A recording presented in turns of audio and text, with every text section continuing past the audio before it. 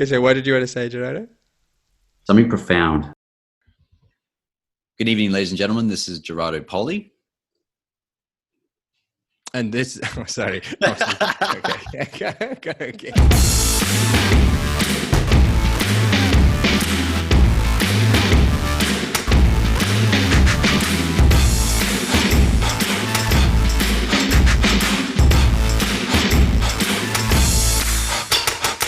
One of the best bits of advice I've ever received was to find good mentors and to learn from them. Trusted people who have already done what you're trying to do now. I've been fortunate throughout my career to have some fantastic mentors to help guide me, but I realized that they'd be hard to find and also hard to commit the time to one.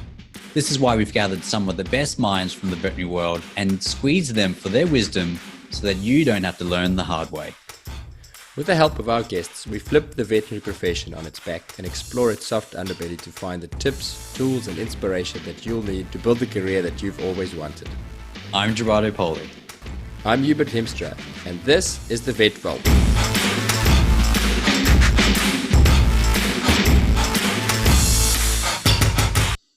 Welcome everyone. Before we start, don't forget to send us your questions that you would like us to answer.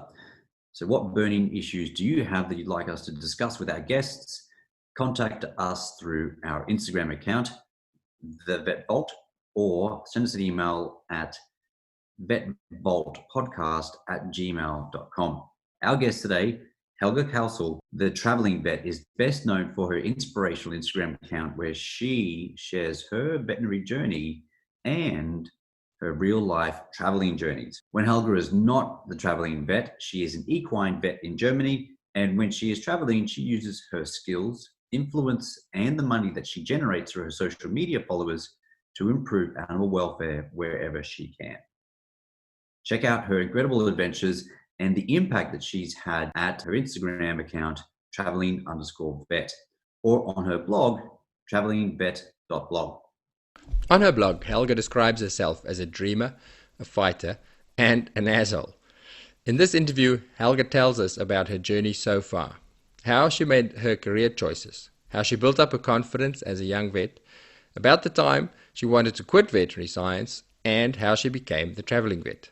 We talk about some of her amazing traveling experiences, her views on money, narcissism in social media, and how she uses her public profile to do good. Dreamer and fighter, for sure, but not a trace of a-hole. Please enjoy Helga Kausel, the traveling vet. We're talking to Helga Kausel, better known as the traveling vet. Welcome to the Vet Vault. Thank you. Hello. Thank you, and thank you for making the time to have a chat to us. As usual, Hubert was late and didn't have his stuff sorted, so it was really good talking to you while Hubert wasn't available. And we learned, I shared all the bad things about Hubert, including his nickname, which I'll say right now, and I bet you it'll be blank on the recording. Yes, that will be blanked out. Thank you very much, Gerardo. Well, I was going to say you don't learn, but somebody pointed out to me the other day that in one of the early episodes, you said it and I missed it and I didn't blank it out. So it is out there somewhere on one of the episodes. Helga, you are currently in Malta, is that correct? Yes, I'm in Malta. Why? 1 more week. Because my husband works here for 1 year. Oh, okay. For the Philharmonics, Malta Philharmonics Orchestra. Ah, yes. He's a violinist, is that right? Yes, exactly. Cool. So you're not working in Malta, you're just going there and back and spending time with him? Yes, exactly. So the thing was that I couldn't follow him if I was still working. And the plan was for me to get pregnant. And we had like 1 month before he left, and it happened. Yes. Like yes. I saw. Congratulations. Yeah, and so yeah, thank you. And since you are not allowed to work in Germany when you're pregnant, now I can visit him whenever I want. You're not allowed to work at all? No. As a vet? Not a day. No, as a vet. As a vet. Really? So you'd get your salary. From who? Salary. From the government or from your employer? From the government, yeah. Wow. That nice. is nice. My yeah. My wife worked With our firstborn, my wife worked. The plan was that she's going to stop a month before giving birth, and then the baby came about a month early, so she stopped working. She stopped working on Friday, and she had the baby on Monday. Oh my God. We were not quite ready. It's all I can say. Yeah, that happened to a friend of mine. Oh my God. Yeah, it's really nice. First and the most important question is there any surf in Malta? Sometimes really little waves, more of windsurfing, but not a lot of surfing, sadly. I didn't even bring my board. There's something inherently wrong about an island that has no surf. Yes. That doesn't surf. Yes, exactly. They just don't have the right beaches, or I don't know. It's very, very poor waves. I mean, I saw them with longboards and small waves, but it's like no fun. It's not just very- white water. Yeah, and when you're not traveling, you're a horse vet back in Germany. Is that right? You do horse work? In Germany. For a practice or your own business or what? No, for practice. We are 9 vets. Okay. Wow, And we are all mobile. Yeah, kind of. We have like 7 cars and we are mobile the whole day. So we don't have a clinic. We just work outside. Just a little session, like a little bit at home. A lot of reproduction and some small surgeries, but most of it is mobile, which is really cold in winter because we get to -20. Oh, And then like everything freezes, your medications freezes, your jelly freezes, everything. It's sometimes really a pain in the ass. jelly freezes. You can't do a rectal, like you have to wait until you have hot water and can warm it up. So the warmest place is going to be with your hand inside the horse. Yes. You're very excited about the mornings, yeah. Oh, So when did you graduate? 2015. 2015. Yeah. And so I'm just going back because this might be interesting for some of our listeners, right? Especially new grads and things who were thinking equine work. Was equine the thing that you wanted to do? Yeah, so in Vienna, you have to specialize the last 1.5 years. And so you like finish after 4.5 years, and then you have to specialize depending on your grades, like on if you can do what you want to do. The hardest is to get into equine. And so if you're good enough, you can do equine, and then you just have equine until you finish. Wow. Oh, wow. So you knew back then. How did you know? Because like the common question is like I went through vet school wanting to do smallies. I thought I liked horses, almost got killed 3 times. So, respect horses, but never going to touch one ever again. Maybe I might ride one day. But a small horse, like a little miniature horse. Small horse. Yeah, like a miniature horse. Maybe a rocking horse when I'm 80 and I don't know everything. But the thing for me was that it was small animal practice and cattle, because I loved cattle. But like, how did you know that you wanted to do horses? Did you grow up with horses? Did you? Yeah. So I was riding before I was walking. So I grew up with horses. We always had horses. But when I applied for vet school, I think I chose smallies. Because I only, like when I was a student, I always worked in small animal clinics. And there was no horse vet around I really was working with. And then at the end of my vet school, before the specialization, I worked a lot in small animal clinics to get money. Mm-hmm. And it was no fun. Like I had no fun at all. And then I was thinking about quitting the whole career, because I was so disappointed. And then I came back to vet school and walked into the horse clinic, and that was it. I was like, okay, I want to work with horses. That's just the thing that makes me happy. It changed during vet school. And I always wanted to work in a clinic. And then I didn't get an internship, and Toby wanted to go to Germany. So I applied in Germany in clinics, and then I didn't get one job, but they offered me another one. Like they kind of played headhunter and sent my application around. And then my boss sent me an email when I was in Costa Rica if I wanted to work for him in a mobile practice. And I was like, oh, I don't know, that's not really what I want. And now I love it. Like, I never want to go back into a clinic. So just clarify something there. So because a lot of people come out with an idea of where they want to go and whatever. Actually, some people don't, right? But some people do. And you work, was working in an equine practice with 9 vets, right? Was that something that you wanted as part of just caseload and mentorship and things? Was that like a criteria as part of your selection, or was it just something that happened and you were very grateful for it? Like, I think the mentorship thing was the reason why I always wanted to go into a clinic. Because in a clinic, there's always someone around you. And in the mobile practice, like after 3 weeks, I was sent out alone. And I was alone the whole day. And I could call them for help, but yeah, it's totally different if you're out alone or if you're in a clinic where you can just, like, someone standing beside you and helps you. So at that stage, how long had you been qualified for?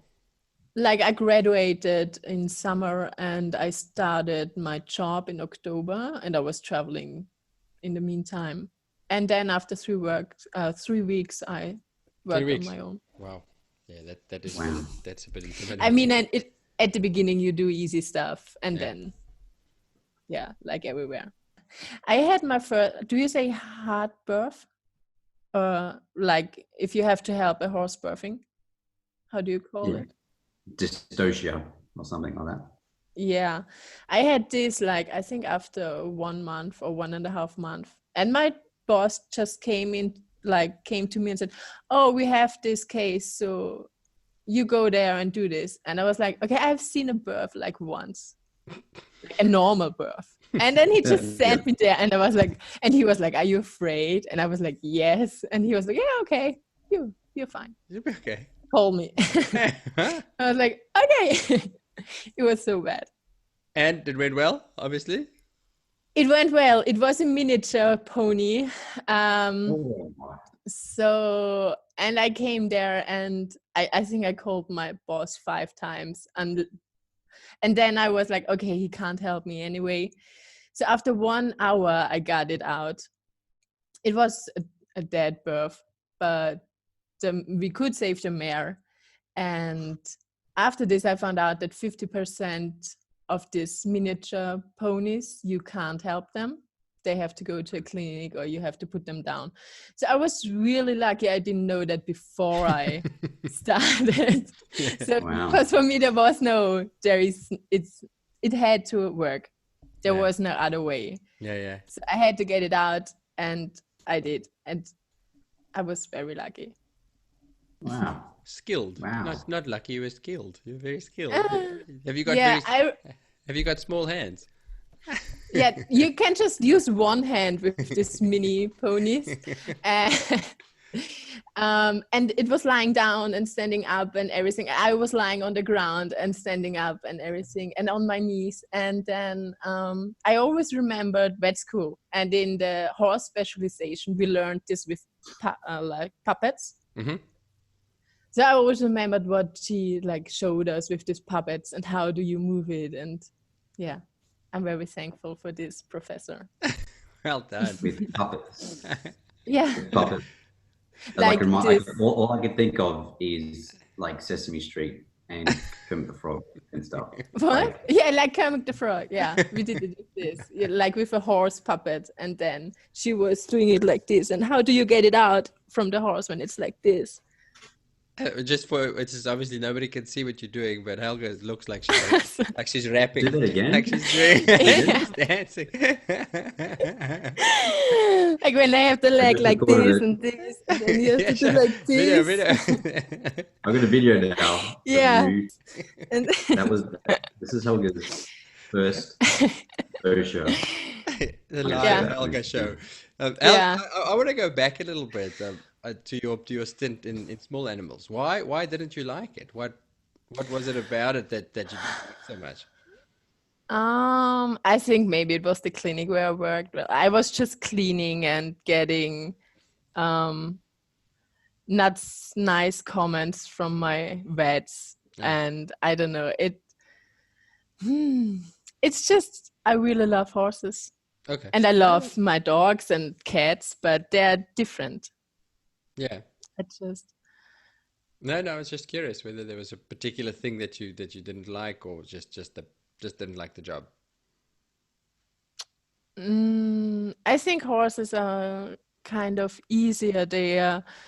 No, they're They're not. not. Huh? They're Obviously, not No, not looking easier. at you and I's face then when you Yeah, just said yes. that. Both of us would like, because they're like, especially with the owners, like the dogs are really sad when the owner is not here, and they're like totally different reacting to a vet than a horse is. And for me, it's much easier to read a horse and to see how a horse is doing. Like with dogs, they're always so super sad. Horses are a little bit more easy. Okay, I think we're going to have to agree to disagree on this one. yeah, I kind of agree with you. Having three near-death experiences with horses, like horses are not easy for me, but I get it though. I get it. Like if you grow up with them, right, you can read them. Like Yeah, Yeah. I had people in my pack group who grew up with horses, and they're like, it's about to kick you. And I'm like, how do you know? Boosh, kick. Yes. Yes. Exactly. Yeah, that's just growing up with them. You move, and then you're like, why did I move? And then you see the horse is moving too. So Is it Yeah. incredible? I love that. I love that about life, but definitely you see it in work as well, where you start knowing stuff and you go, I don't know how I know that. So yeah. even diagnostically or exactly stuff like that. Where you talk about horses, but for me, when you get a dog walk in, and I know immediately he's gonna try and bite me or something like that. Yeah. No, I love that subconscious learning that happens all the time, and a few years later, something walks through the door, and you go, "Yeah, I know what's wrong with it." The Yeah. It's a dangerous game, I know, because that's how you stuff up as well. But it's nice when that starts happening. Yeah. But True. you highlighted a good thing there, though, which is quite common for a lot of graduates, right? They go into a job and the environment is not really supportive, conducive, positive, and so forth. And I suppose you're brave enough to go, this isn't right, this is not for me, and leave and make a decision on that. But some people really kind of persist on for a long time, like, and it really taints their career. Like you decided to change and you made a change, right? And now you work in as an equine vet, and it sounds like as if you really enjoy it. You could have actually really made the opposite decision, which is like, actually vet career isn't for me, because if this is what it's going to be like, you could have globalized that problem, right? That experience to everything. Yeah. So, it's a very brave decision. Good on you. Yeah, I think it was taken from me because I didn't get the internships, and yeah, I was lucky. When I was young, my big idol is Jane Goodall. Mm-hmm. And when I was young, I always imagined myself being in Africa, helping animals and everything. And I always thought that maybe I would do wildlife medicine. But then, yeah, just happened that equine medicine is the thing that makes me happy.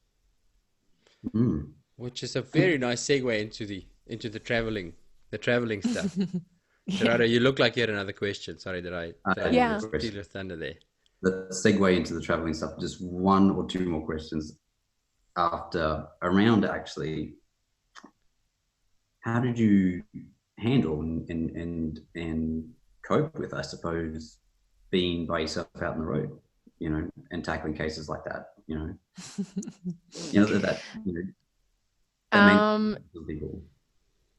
Like at the beginning when I started working? Mm, mm. Yeah.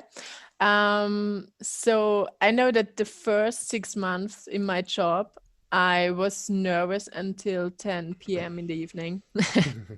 I was just because the first 2.5 years, we didn't had shifts, so we were working from Monday 8 a.m. until Friday 10 p.m.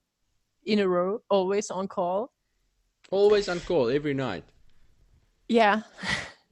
Like we had 1 day a week off, but mostly it didn't work out. So you were still working and didn't, yeah. And then we had like weekend shift every 2.5 weeks. So sometimes you worked from Monday till next Friday, 10 p.m. in a row, always on call.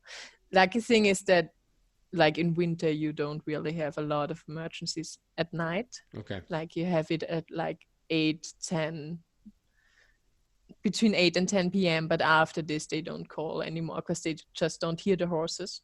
Mm-hmm. If something is wrong, like with a dog, you always notice it at night when something's wrong with the horses.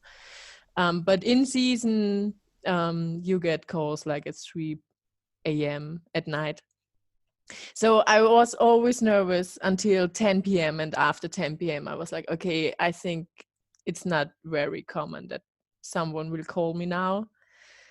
And I was super afraid of colics because I wasn't the best in rectal and no one can help you. Like you can call someone and tell them the heart rate was this, the temperature is this, but you can't really describe.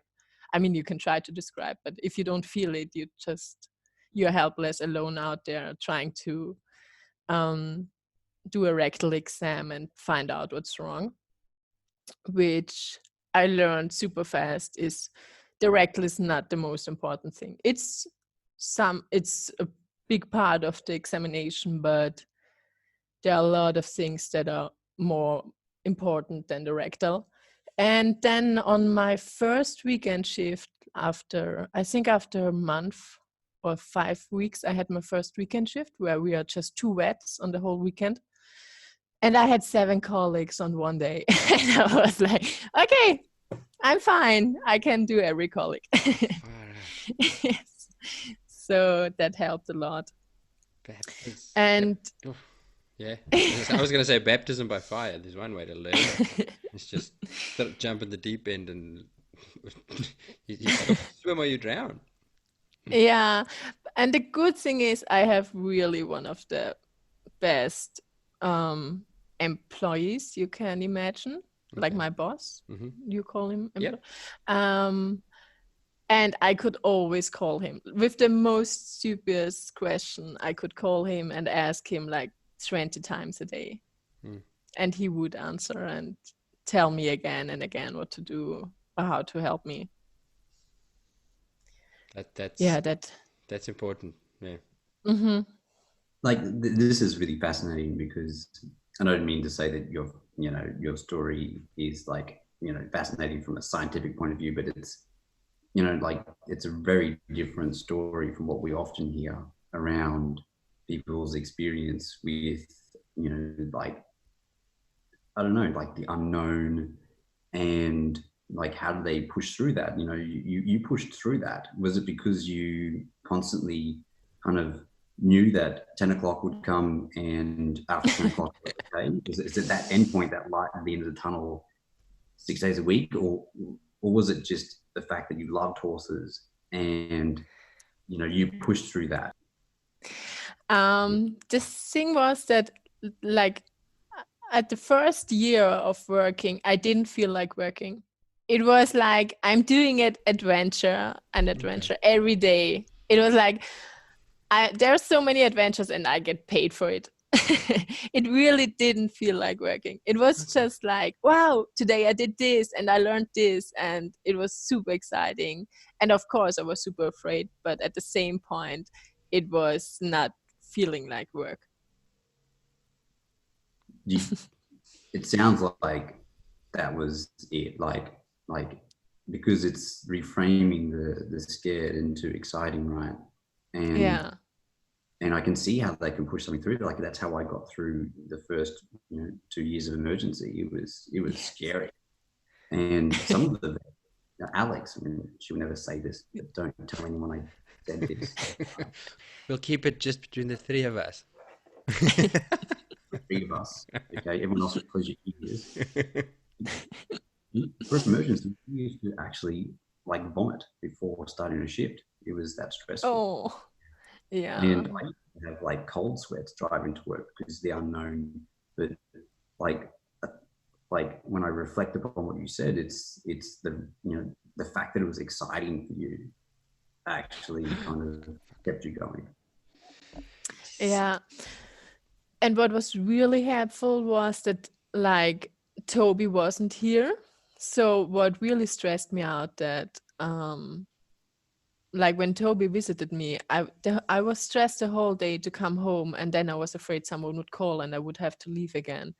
And because I was alone in Germany, I was working and sleeping. So there was nothing that like no personal life that stressed me out. That's a very interesting observation, because it does actually. I've never actually realized that, but you just said something that I've never realized about myself, that a lot of my work stress is actually stress about, well, I wouldn't say stress, but it's worrying about disappointing the family, or letting down I don't mind the work. I don't mind going out to work in the middle of the night, but I don't like it when the kids are sad because I'm not doing stories with them or something like that. So that's actually very good. I don't know what to make of that. I'll have to think about that. Oh, it's the key to why I continue doing emergency, right? Is because I have no one has expectations of me to do something other than weekends are emergency shifts. Yeah. So, I don't feel like as if I have the pressure to, apart from fatigue management now, I used to do 20-hour shifts, if not longer. Yeah. Now we have to get up 14 hours, right? And when you have a different pace, you want to stay there and help, right? So now there's another issue, which is like just making sure we get out at a time where it's safe to drive home. Yeah. But prior to that, for years, it was just like, there was no ever expectation of me to actually fulfill some other kind of external expectation, and I can see, like the combination of one that okay, this is me reflecting on what you said, but like one, you reframing the experience and the stress that you're going through into excitement and learning, right? It's like an adventure. Holy shit, if every shift was an adventure, then yeah, why wouldn't you take that adventure, right? The second thing is you had a boss who you could call. You never felt like as if you were judged or whatever it may be. Like anytime they were there was an end point to your adventure, right? No matter how stressful it was, 10 o'clock was your end point. And third, it was just like, your environment, like your social situation was enabled you to, have no other expectations apart from whatever you wanted to do. Yeah, you could be selfish. You could be selfish with your... Okay, I wouldn't say that that's an awesome thing to do for everyone else there. Yeah, it's also very stressful to have a distance relationship. Very stressful. Very stressful. I've done that. That's stressful. Yeah. And also when we saw it, like when I came home for the weekend, I was so done. I was just sleeping and I was still stressed. And Toby would just call me working Helga. So like I got this new character.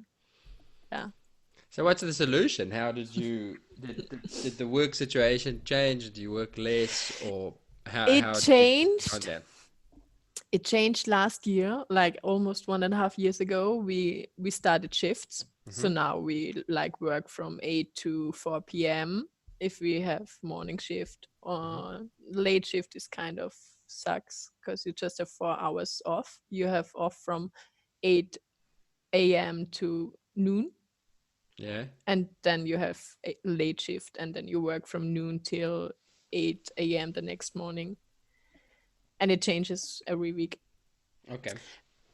Which stressed me out a lot because when we changed that, I was like, oh my God, I'm just working like 8 10 hours a day, and still I couldn't motivate myself to do sport or to write on my book that I'm writing or do something. I would just still come home and relax, and that really was depressive for me.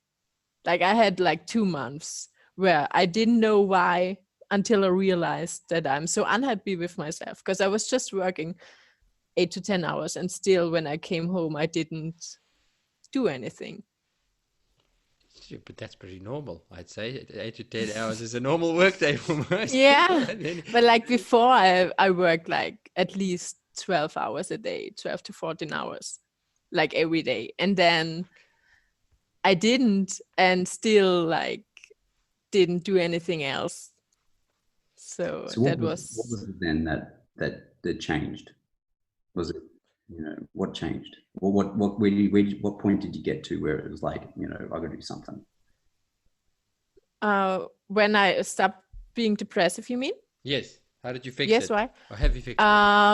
Like it was really bad. I was really depressive, and then I called a friend, super depressed. Like I was crying in my car on the way to a patient, and then I called this friend, and I lost connection. And then he called me back, if everything's all right. And he was so afraid that something would have happened to me. And this really got me out. I was like, okay, come on, everyone has a hard job and it's not that bad. And from this moment on, it got better. So what kind of flick of the switch? What switched? The, Something. this, I don't know, this being so unhappy with my job, with my lifestyle and with what I'm doing, this switched.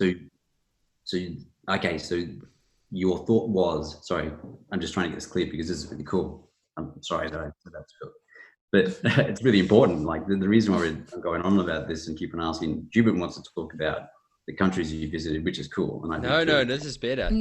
I like it. So a flick switched in your head, which was that you thought that things weren't so good, but then someone triggered you to reflect upon where you were at, and actually realize that actually it's not as bad as what you thought it was. Is that what it was? That's me kind of, thinking back at what you Yes, said. and also that he was also having a hard time, and he was also having a hard time with his job and social life. And then I was like, okay, a little bit more like this. You're not alone. Yeah. Yeah. Like Shubin wants to say something, but I'm just going to. Is it? No, not at all. I'm loving this. It's very important. So the situation didn't change. So you had that, you were No. depressed, you didn't change jobs, you didn't change situation, but your mindset changed. The way you thought about it Yes, changed. exactly. Okay. Like, That's for me, like there's a lot of things I do, and sometimes it becomes overwhelming for sure. And one of the things that I've always grew up when I was a child, my family had like where we my family home, right? My childhood home was on a hill, and we used to overlook like a little valley, and there I could see kind of people walking and cars moving and stuff, and I really sort of grew to love that kind of view, and I never really connected with it in a way that I do now, where I look out now, I'm fortunate enough to have been able to afford a house which has a nice view, and what I see there is parts of the city and things. And what that makes me realize most days is that there are like a million people out there with big issues. Some people are dying, some people are losing family members, like some people, I don't know, going through financial hardships, having to sell houses and things. And it's that reality check every day, which kind of puts me back into like, what am I going to do about it? Is it really that bad? Like, is that kind of what Yeah. that was for you with your friend? Yes. Yeah, I think that was it. Like if you're in a depression, I was in a depression 2014, in a bad one. I was also sick and didn't know. Like I have Hashimoto. I don't know if you know it. It's this No. thyroidea sickness. Yeah. So your thyroidea stops working, but I didn't know it. So I had you fall into depression or you gain weight, or like for everyone it's different. For me it was a depression, and it's being in a depression is like the hardest thing, and getting out is super hard. And I think it was just this fear in the voice of this friend, of losing me, that got me back. That like making him being so afraid, I really felt sorry, and I felt sorry that I put him into this situation, and then I was out. I'm curious. Was your friend a vet as well, or what is he? No, no. He's not a vet. Okay. No, I was going to say, I was going to ask whether your change, because you said he was going through a tough time as well. I'm curious whether your change has had a change on him. Like, has a has it helped to see you do better? Has that helped him to do better? He's about to change his job, Okay. So, but yeah. No, he didn't change, but he just like, I knew that he was also going through a tough time, still is, but now he did made the decision like last week that he will change. okay. Cool. Awesome. Like, I really appreciate you sharing that Yeah. and allowing us to continue the question. But let's change things up. If you would go for Okay. broke. All right. Should we talk about travel? Yeah. So, you are the traveling vet, and I've been going through your photos. You've certainly earned that name of the traveling vet. You have traveled a hell of a lot. How did it begin? At what stage in your career or in your life did the travel bug really bite? So I always traveled with my family. My dad travels a lot, and I traveled when I was a child, but never that much that I travel now. I was never so addicted to traveling, Hmm. and I was playing handball in first league for many years, and so I never had time to travel because I was always like being at school or being at university, and when I came home, I was playing handball. And then I ruptured my ligamentum crucio. So I couldn't play handball for half a year. And I was like, oh my God, what I'm doing. And so I went to Washington State for 1 month, Okay. to do an externship. And this was the moment where I got addicted. And then every time I had holidays and money, I was traveling. Okay. So from your student days, that's when you Yes, it started. started 2011. Although you said earlier that you always idolized Jane Goodall and the stuff she's Yes. at. So it probably started way before that. It probably Yeah, started true. started when you were a kid. The bug was there. You just had to get the opportunity. Exactly. And then in the same year, like it was February 2011 that I went to Washington State. And then the same summer, I went to Africa for the first time for 7 weeks. Okay. Wow. How was that? Amazing. It was total, like there were so funny things. We were in Botswana one night looking for lions. And then we finally found lion, like we found one lion lying there in the bush. And then we heard cracking in the dark. And so the guy who was driving the car, it was an open car, like it had no windows, no roof. It was just everything open. And he moved the car and the light. And then we saw in the bush, like 10 meters away, another lion eating something. I think it was a pig or something. So the first lion was waiting for the second to finish and leave food for him. And one girl got really scared, wanted to back off, like wanted to go a little bit more away from this lion. And So the guy started the car, and it was like dee dee dee boom, and it was pitch black, Oh. and you could just hear the cracking of the bones, and I was like, this is how I'm going to die. Oh, wow. Holy shit. And of course, I was sitting outside, and my best friend was sitting inside, and I was like, yeah, he will get me first. Wow. And then the guy tried to start the car again, and it like always went like dee dee boom, dee boom, and we had no light because the car didn't work, and Oh. yeah, it was super scary. And then after a few minutes, it worked again, and the lions were still on the same spot. They hadn't moved at all. Wow. That would be creepy. It was creepy, Yeah, but fun. there's nothing that takes you back to ancient days of evolution than being in the African bush in an exposed situation where you suddenly realize, I could be food. It's a Yeah.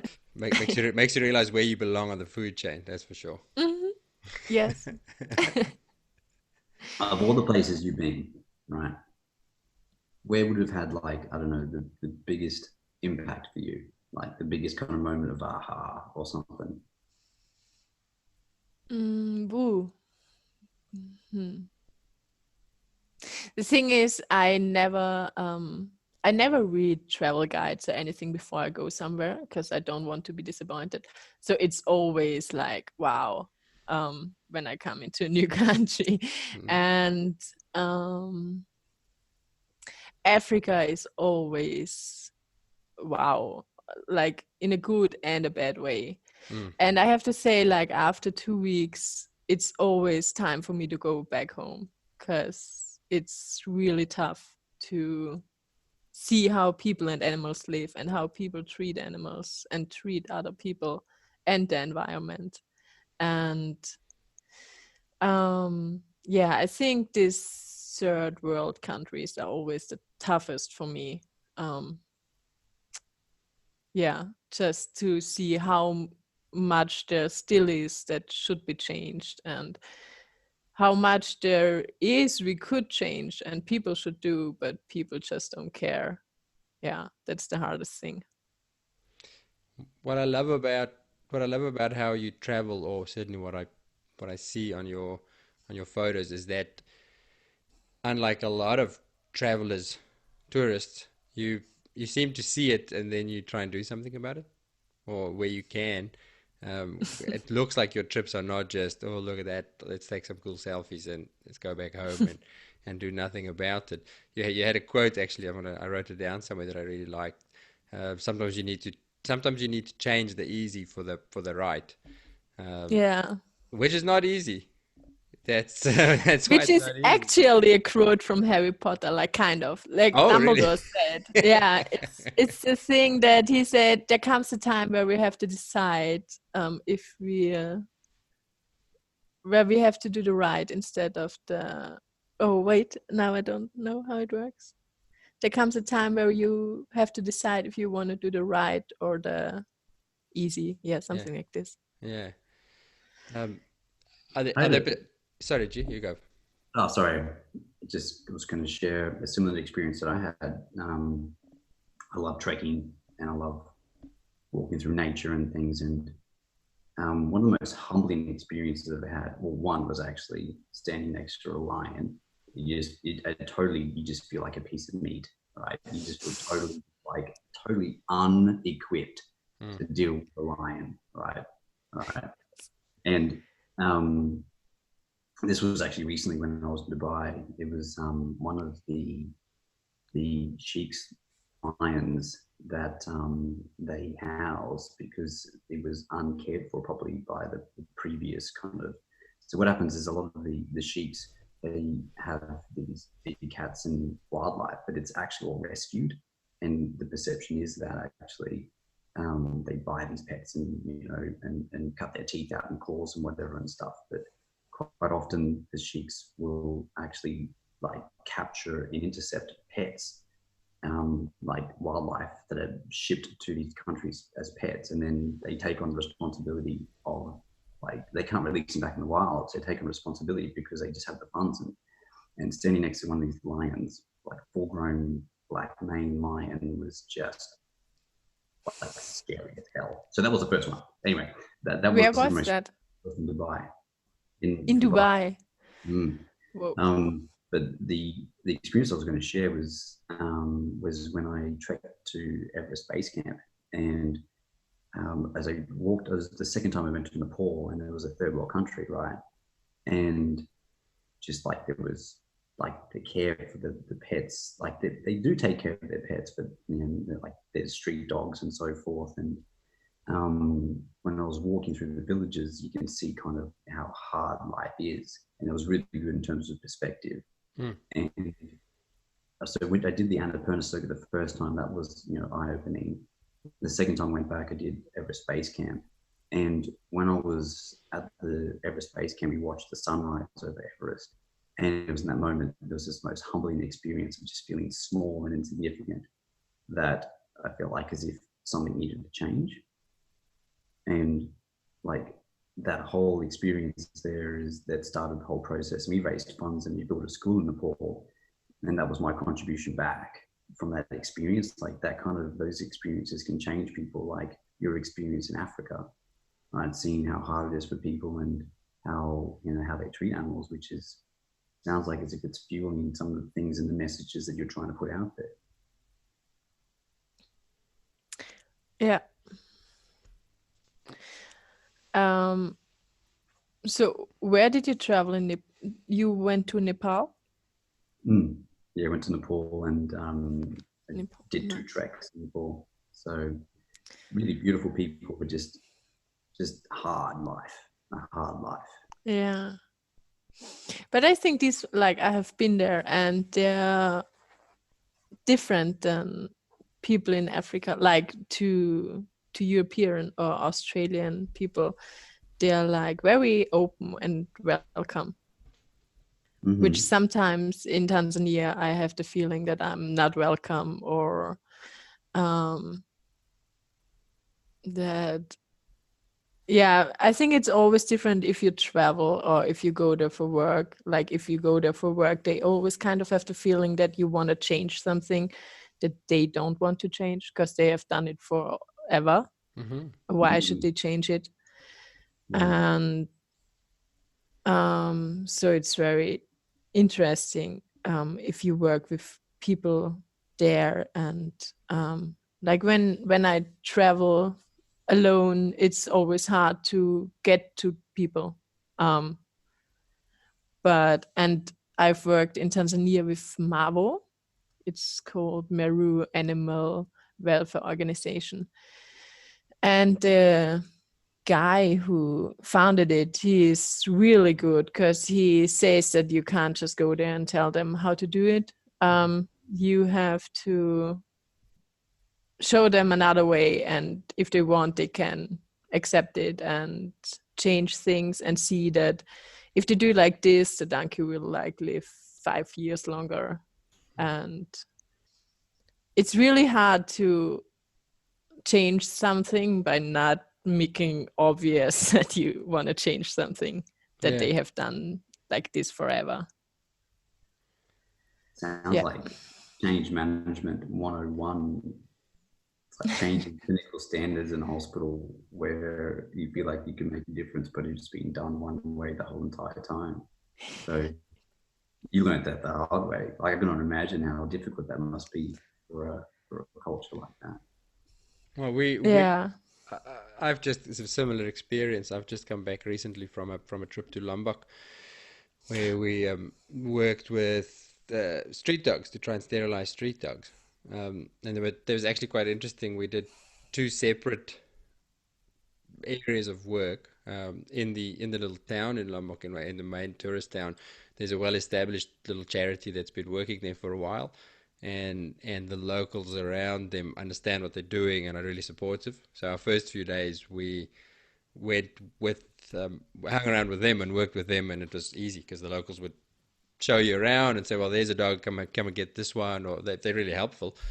And then from there we went to a different area where just on our own, me and a couple of friends, to go and try and do the same thing there, in a small little village, at a holiday resort, but right next to it is a little village. And the owner of the resort said, "You're going to have to talk to the villagers because they might not like it. They might not. They like their dogs, and they completely different to how we like dogs. There's no come sit on my lap or let me feed you. There's no affection as such, but there's a very much an ancient relationship of you hang around me and there's always going to be some food, but then you chase the monkeys away from our crops and you so very much they like having them there. And we same thing we learned very very quickly. We even went to talk to the chief of the village and asked him about it, and he was very supportive. He said yes, totally. But like in all change situations, the leader didn't go and talk to all the villagers and explain to them. So we went into the village with our blow dart, to try and dart dogs, and they thought we were killing the dogs. So within half an hour, they said get out, Oh get out God. very quickly. Yeah, so that was Oh us. no. We were done for the day. We couldn't touch another dog Wow. until the chief went back that night and had a big meeting with everybody and explained that we're not killing them. And they actually saw a few dogs waking up from the anesthetic because they crowd around us. Good. Again, it's obviously just dart. So we dart the dogs, do the surgery, and then you put them down in a shady spot and wait for them to wake up. And you'd see all the villagers come and stand around and stare at the dog, going, "Why have you killed our dog?" And then after a while, they start moving and they go, "Oh, no, he's not dead! Yay!" So Oh absolutely, Wow. it's no. you want to change, everything, and you want to just fix everybody's problem and tell them how to do it, but it's not always that simple. But it's a fantastic experience. Yeah. Do you why do you do it? What Mm. drives you to get involved in these things, Helga? Because I think I'm very lucky to be born in Europe or in especially Austria. And um, I like, there's so many people and especially and animals around the world who are not lucky for no one knows which reason. And I think that life should be good for everyone. And I don't believe in religions, but I believe that the one life that we have at the moment should be worth living for everyone. And that's what I'm trying to do.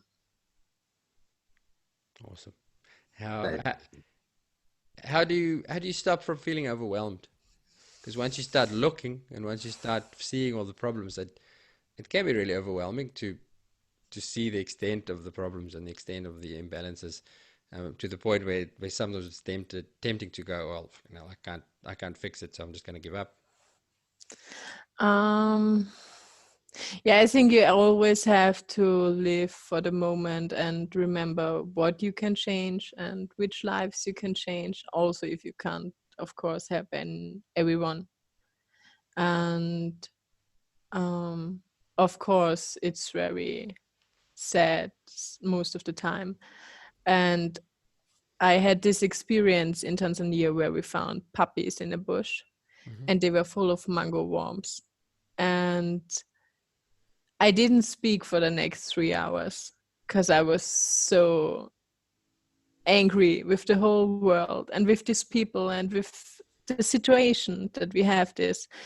But you just have to think of the good things and get over it because you can't change it.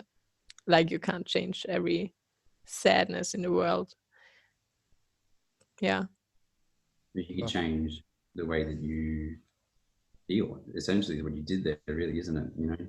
You can only control the way that you feel in that particular situation, and that being, remind yourself of the good that is still out there. exactly. mango worms. Mm. Do we get mango worms in Australia? I don't think we do. No, but there's some amazing videos. If no one's seen the video on the Traveling Vets Instagram, we're pulling these. I don't even. Oh God, it just looks so bad. It's But really bad. If it mm, is this gonna gross everybody else if I say I've had mango worm? I grew up in Africa. I've had mango worm. No way. Oh my God. I mean, it's as sad as satisfying to get I this was mango I was worms about to out. say it's extremely satisfying. It And is. It is we- almost as good as opening an abscess. I think it's better. I did see that video, and I think because we treat a lot of mango worm in dogs in South Africa, and it's not actually a dangerous condition by itself in a healthy dog. Uh, Yeah, exactly. so if we see pet dogs with 10 worms, and it's just so satisfying to pop those little bastards. No, It is. It really is. yeah. Well, Oh, better sometimes you have get to some mango choose. worms. Sometimes you have to choose the right over the easy. Yeah, how You did you just get it? how did we get him out? No, No, how Oh, how did did you I get get it? it? It's they You're lay scared eggs and of they lay mango eggs in worms. they lay eggs in the washing on the wash line, the flies, and then you wear your clothes and then they hatch and bug drill into Where, you. where was it, mate? I think I had my mom said I had it when I was very little, so that was on my ass.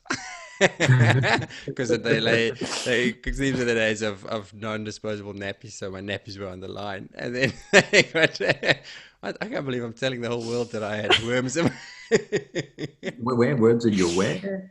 hair. I just say Yeah, there um, where most people have yeah, worms who have worms. Not worms in your ass. okay. Let's change the topic. No, let's you a little bit worms in your ass. You better have worms in his ass.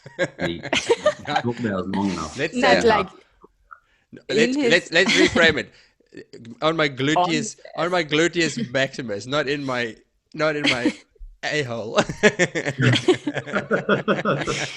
which I don't know is worse. I don't. All right, new topic. Gerardo, ask a question, please. But Oh, now I know why we always had to dry this clothes in the sun before wearing it. Because you don't want mango worm. Yeah, I exactly. was going to ask a question, but you brought it straight back to mango worms, mate. So, Sorry. so what's next? What's next? Like, actually, your post on Instagram is maybe really obvious for women, but for me as a guy, when you post a Instagram photo like that, it's kind of like it's obvious, but I don't know whether or not I should say congratulations unless I don't know. Yes. Like so I'm always in that kind of like as a director and of a hospital with 140 people. It's like, should I say something? I don't know. I'm just going to say. The answer is always no, Gerardo. Don't. That's what I'm saying. Like, Don't say like anything. you can't, as a guy, you can't say something, right? Don't. So I'm assuming that you're pregnant. That's Yes, please I am. I am congratulations. pregnant. Thank you. But this is always like that's also a thing that happens to women, that we see a woman and we don't know if she's pregnant or if she just has a belly, and you're like, shall I say congratulations or better not, or I don't know. So it's not only happening to you, don't be afraid. The first definitive piece of evidence for me is when they go, I can't really help you with x-rays right now, Gerardo. Yes. I'm like, ooh. I don't like, I don't know what I'm talking about. Like you got sore wrists. Okay, that's what you got. I mean, as a vet, you mostly like there are many times where you know it before anyone else knows it, because you want to x-ray the horse and the owner's like, oh, but I can't visit the x-ray, and then oh, okay, but don't tell anyone in the stable because no one knows. Like, oh, okay. No, like in Germany, you have to tell it the first day. Like when you know it, you have to stop working. So you have to tell everyone. Wow. So no one's have this situation where is she pregnant or just getting a belly? Just drank a lot of beer after Oktoberfest. Yeah. Exactly. It was super funny when I told my boss, because I was like in Germany we say for pregnancy examination in horses, we say Trächtigkeitsuntersuchung. So we call it TU. And we always have, like, in season, we have every day a few TUs to do. So I said, I had TU 19 today. And he looked at me and he was like you? Like, you had TU 19? And I was like, yes. And he was like, and? And I, yeah, positive. And he was like so excited. He was, oh my God. And then the next sentence, he was like, you have to stop working. Yes. I was okay. Yes. But he was so He's really excited. excited after that. It's not like, shit, I'm going to replace you. You know, you're one of my key vets, you know. Yeah. Well, I told him 1 year before that we are planning it after the wedding, 6 months after Haiti, because if you travel to a Zika country, you shouldn't get pregnant the next 6 months. To what country? To a country with Zika. Oh, Zika and the virus. Yeah, exactly. Okay, gotcha. Yeah. So we planned this trip to Jamaica in February, and after Jamaica, I went to Haiti. So we had to wait 6 months, and yeah. So I told him, like, 1 year ago, we are getting married in May, and we are traveling in February, but like in August, we want to try. But I think he hoped that it wouldn't work. He was like, so the anti-baby pill didn't work that I put into your coffee. So where does that leave the travel plans? Are they on hold for a little bit? No, like, I think now I finally have time to travel. Oh yeah, It's becoming a traveling baby. good. It's a good start. And where's next? Like, next is probably now just home. And the baby arrives in April. And after this, I want to do all the countries in Europe that are still missing. Like And what? there is, like, Romania, Mm-hmm. not Romania, what's the name? Bulgaria. Mm-hmm. They have a bear center there where they help bears. Yeah. Bear. Yeah. Bears. Yes. And the thing is that in this country, like Bulgaria, they still have a lot of dancing bears and restaurant bears. This means that they have a bear in front of a restaurant, so people would visit the restaurant. So they rescue a lot of them and have, like, parks where they can live, have a happy life.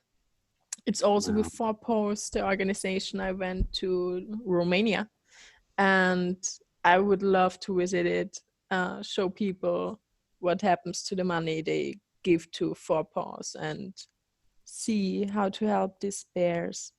And I would love to do castration projects in South Europe, where they still have so many stray dogs and cats. Yeah, maybe with some small animal vets. Get some together. And yeah. And I was going to say, have you done work before? Similar work on dogs and just dogs specifically? Yes. Where did you work? In Bosnia. That's where I got my dog, Oh, really? which is chilling on the couch. Yeah. So I went to Bosnia 4 years ago, and a friend of mine was, like, doing a castration project there with street dogs, and a friend of mine asked me, so will you bring a dog home when you go there? And I was like, are you crazy? I'm not taking a dog home. Well, it ended up with Anna. Your friend knows you well. Yeah. Now, purely out of practical reasons, when you did that work with the dogs there, how did you catch the dogs, or how did you sedate them? How wild were the dogs is the question. So they were living on an trash dump, and they were fed by the locals. Like, they brought all of the stray dogs from the city to this trash dump in the woods. So some of them, like Anna, who loves food, were easy to catch, and the other, like, you can't catch all of them, like with most street dogs, which is a reason why killing street dogs never makes, or taking street dogs away never makes sense, because you never catch all of them. Yeah. And then the pool is empty and just fills up super fast. Yep. So we caught a lot of them with food, and the rest of them with slings.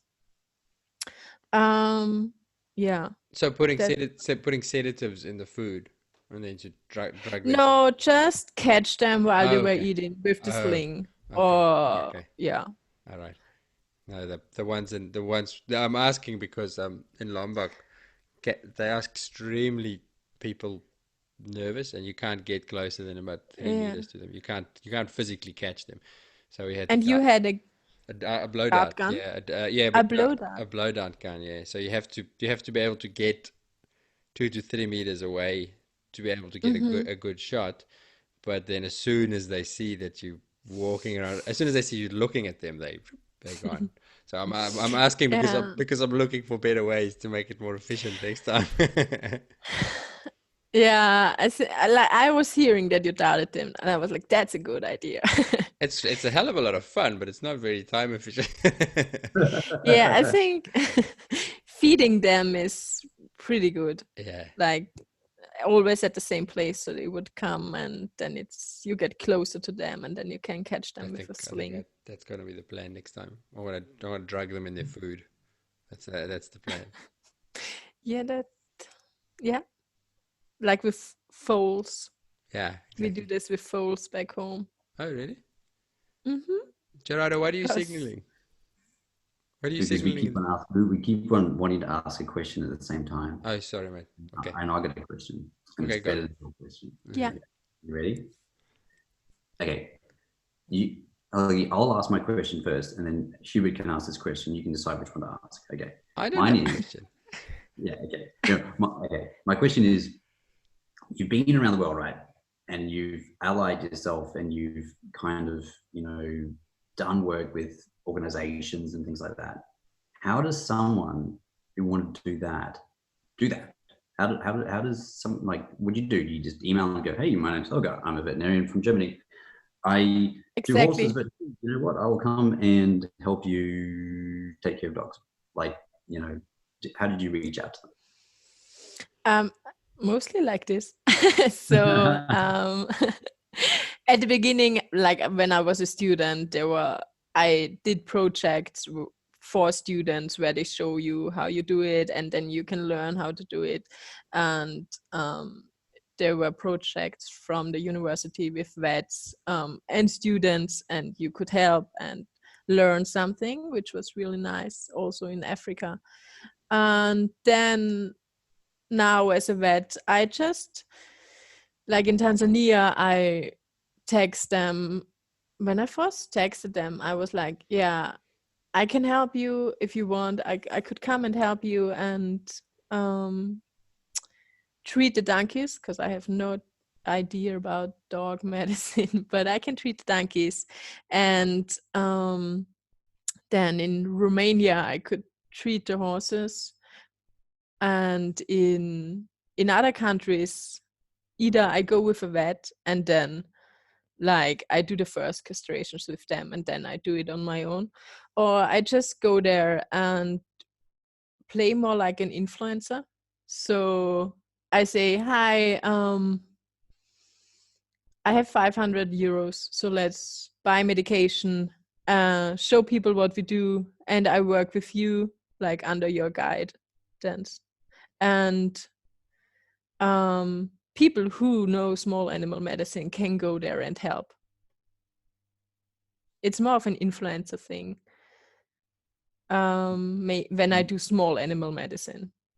So you go. So is that you utilize your social media and the audience that you have, and to go, "Hey, this is my audience. I'd love to share your message and what you guys do. How can you Yeah, help me out here?" yes. And also like everything, like I earn money with traveling, with corporations I do on Instagram, and also with Donate a Postcard. And this money is just used for medications, which I donate to organizations to work with. So like in Tanzania, I went there and said, so we have $1,500. Let's buy rabies vaccination and vaccinate some dogs, because I can vaccinate a dog. I just can't do anything else, but I can vaccinate it. So we did buy vaccinations for rabies for more than 4,000 dogs. Wow, $4,000. Yeah, that was pretty cool. So yeah, like I have my job and my money that I own with my job, and then I have traveling vet, and all of the money of traveling vet is used for good stuff, because it's like extra money that I don't feel like I deserve, because it's not really work for me doing traveling vet, and I don't need, because I have my money from my job. So I thought, why not do something good with it? My next question, right, which I think you just answered, was why do you do Instagram? Like, you got 83,500 followers, and you know, what's your message there? Do you have a message, or is it a tool? I'm not saying a tool in a bad way, but No, tool is maybe a good word. Like when I started it, I was just like, I didn't like Instagram for a long time, and then I started it, and I thought like, it's pretty. I have so many travel pictures. Why not just show them? And then I shared a picture of dehorning rhinos in Africa, and Vetsnobity shared my picture. If you know the profile. yeah. And then I got like a lot of followers overnight just because he shared my picture. And then I like they started this idea of traveling, like calling me traveling vet, and then it really became bigger and bigger. And then I was sitting with a friend talking about making money with Instagram. It was before I had my first corporations and everything. And I was like, how can you make money with Instagram? And he was like, hey, you're always traveling. You could send postcards. So like you can send a postcard, and people who want a postcard can give you money.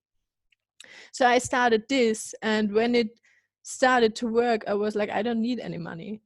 That, like, of course everyone needs money, but I'm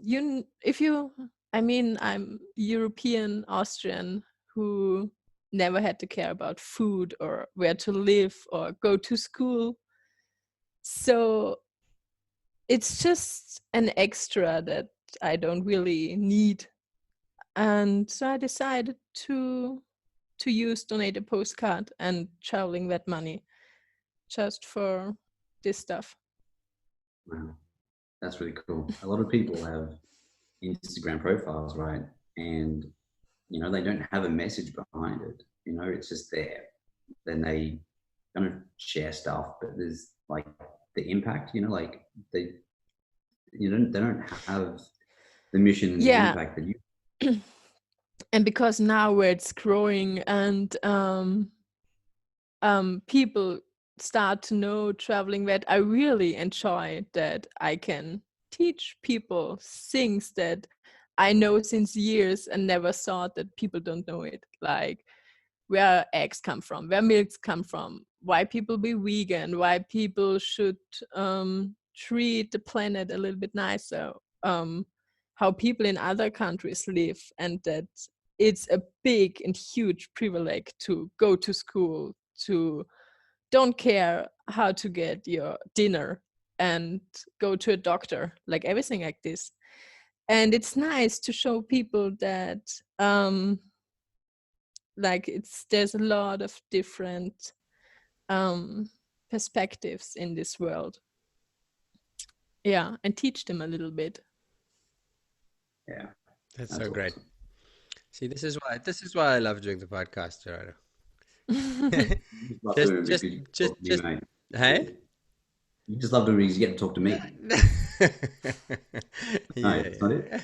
No, I just love it. It's just every time just meet people, you go, oh man, it's so nice to know that there's people out there who care, and and it can make a There's been difference.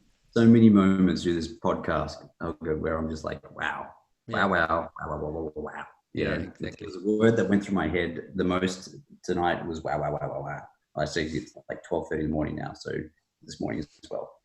But the question was like the question I was going to ask is, you know, what about Instagram and what it is for you, and you know, you just kind of answered that question for me, and that's like incredible.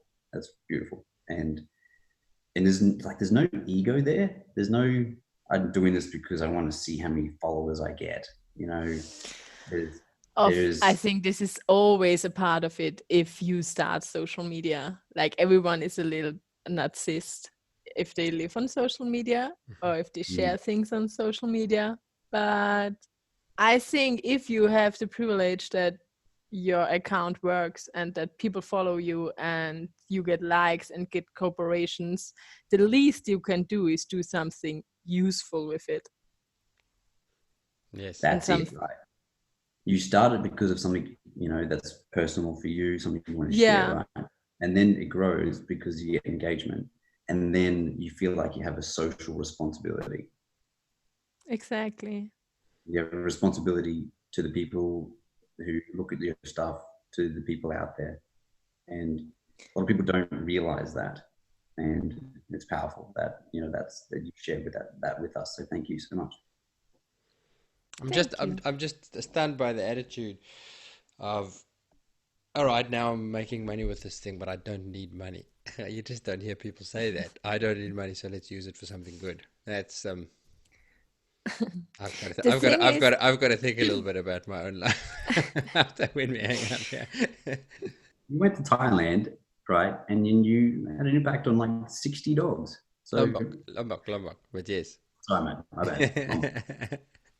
that's actually pretty cool. I haven't been to Lombok. Oh, next time will you come? Yes. Okay, cool, Yeah, done. would love to. All right, awesome. I'll get in touch. You have to show me again how to do dogs, but Yes, yes, it's easy peasy. I think it's not so much different from castrating a horse. No, exactly. They're way easier, much easier. I said the spay might be a little bit different from castrating a horse, maybe. Yeah, a little Okay, bit. yeah.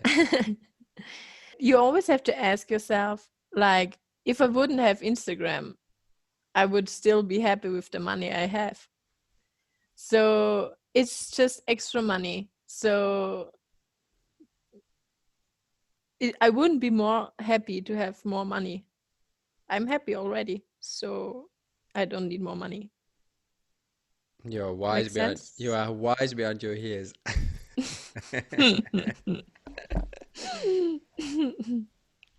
Oh, and Hubert Gerardo, generally wraps up with the one question. yes. Well, first of all, a quick, short question. When you're traveling, do you take books? Do you take audiobooks? How do you entertain yourself when you're moving around the globe, Helga? I What's your love reading. proper books, or audiobooks, or digital books? No, proper. I love proper books. I always Okay, have proper books like John Grisham. okay, And once I read them, I leave them cool. and for someone else. And I also have just books from book shelters. And like I'm an anti-material person, Hmm. so that's the same with books. I read them, and after this, I give them to someone else. Now I'm gonna have to ask you. I should have prepared you for this, but can you give us a couple of books that we need to read? Anything you've read recently that stands out? Like Paulo Coelho is always amazing to read. Hmm. He had a nice quote I used at my wedding saying that freedom is not the absence of responsibilities, it's choosing which responsibility what's the word Yes, responsibility. responsibilities you you take. Okay, So say it again. freedom is not the absence of responsibilities, but the freedom is to choose which you responsibilities you want to take and which ones you don't want to take. That's freedom. Fantastic. I love that. And yeah, I love John Grisham because I love this kind of books. And have you read Kite Runner? Yep, I have. Yeah. Yeah, great. What's the name of the author? Khaled Hosseini. Yeah, Yeah. he is Yes. amazing. Yeah, I think Paulo Coelho and they write the best books Yeah. about people and about living. Yeah. Which is your favorite Paulo book? Have you got a favorite of his? I um I really love the Sahir. It's the one where you have this quote from the Okay. responsibility and freedom quote. Yep. Okay. I don't think I've read that one. That'll be on the list. And then the last question we normally wrap up with, you are at a conference and you're talking to the world's newly graduated vets. All the new vets in the world are listening to you, and you've got a couple of minutes to give them one message. What do you tell them? What do you want to say to the new graduate vets of the world? Always remember why you started it. Like always remember why you're doing this job. Because for me, it's because I want to help animals and want to help suffering animals. And no matter how hard it is, the result mostly will pay you back. Fantastic. Love it. Makes sense? I don't know if it I love like how you, I love how you didn't even, translating it sometimes. I love how you didn't even hesitate about that. You had it right there. That's Why that- really? remember your why. All right, should we wrap it up there? Champion. That was Thank you so much, Helga. I love that. I'd love to chat Thank to you. again. It was so much fun. And I will see you in Lombok. I'll start. Yeah. So when the baby's due in April, do you want to bring your baby with you, or do you leave it with the family? We We will see. we took ours. We took our 1-year-old baby with us to Lombok this time. Really? But it needs vaccination, doesn't it? Mm, I don't know if it does, but we didn't. Okay. I will think about this. I want to visit Chloe in Australia. So I will be in you both in Australia. Yep. What about you? When were you coming to Australia? Hopefully next winter. Like for you next summer. Yeah, I would love to go there maybe when the baby is half a year old. So November 2020. And then we can go to, how far is it to Lombok? Very easy. So from Perth, it's about a 3-hour flight. So very easy. I hate flying, but we will do. What you call the traveling vet, but you hate flying? That's a tricky little We might include that in the situation. podcast. I don't know, like traveling vet that doesn't want to fly. Yeah, I'm afraid of flying. It's really bad. That's the reason I drove down to Malta and I'm driving back to Austria. How 3 long? days. 3 days. Yes. Oh no. And the flight is like 2 hours, but I'm so scared of flying. So I never fly if it's possible. Maybe I drive to Australia. Let's see. I have enough time. I don't know, really. There's a couple big oceans in the way. I don't know. But I mean, I know people who went there with their motorcycles, so you can go there per ship.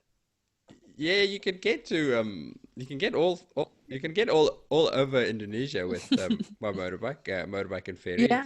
It's a really good way to travel. But And you can go to Indonesia per car. one can, but I won't. I'll fly. No. Wow. Alright. Okay, Thank but you so much. Thank you for your time.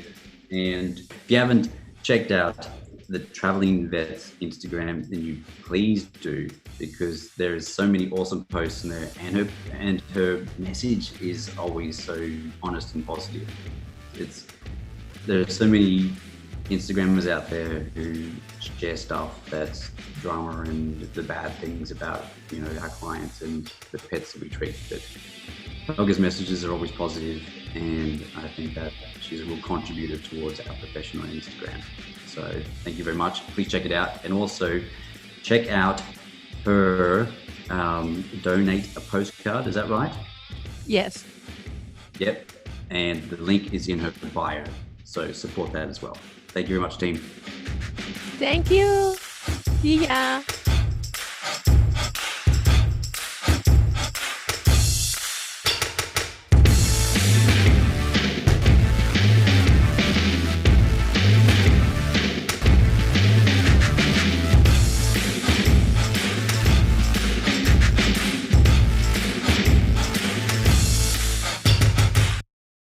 I won't.